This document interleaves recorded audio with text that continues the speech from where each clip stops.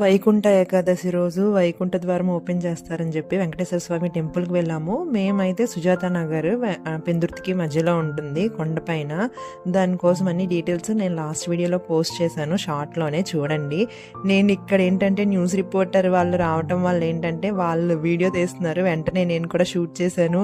అప్పటికి వెనకతలు ఉంటారు కదా సేవకు వచ్చిన వాళ్ళు, వీడియోలు తీయకండి ఫోటోలు తీయకండి అని చెప్తూనే ఉన్నారు. కానీ అంత మంచిగా అలంకరణ చేశారు కదా, చాలా బాగుంది. ఇక్కడ కూడా నేను ఆల్రెడీ ఇప్పుడు 5th టైమో 6th టైమో వెళ్ళటం ఈ టెంపుల్కి. ఉత్తర ద్వారం ద్వారా వెళ్ళి ఇంకా తిరుపతి వెళ్ళి దర్శనం చేసుకునే టైం ఎప్పుడు వస్తుందో తెలీదు. నేనైతే ఎక్కువ తిరుపతి వెళ్తే వెయిట్ చేసి చేసి చేసి విసిపోచేస్తుంది వాటి, ఇంకెప్పుడు తిరుపతి రాకూడదురా బాబు అనిపిస్తుంది. కానీ ఎందుకో తెలియదు, తిరుపతి వెళ్ళిన తర్వాత దర్శనం అయిపోయిన తర్వాత అదంతా పోతుంది.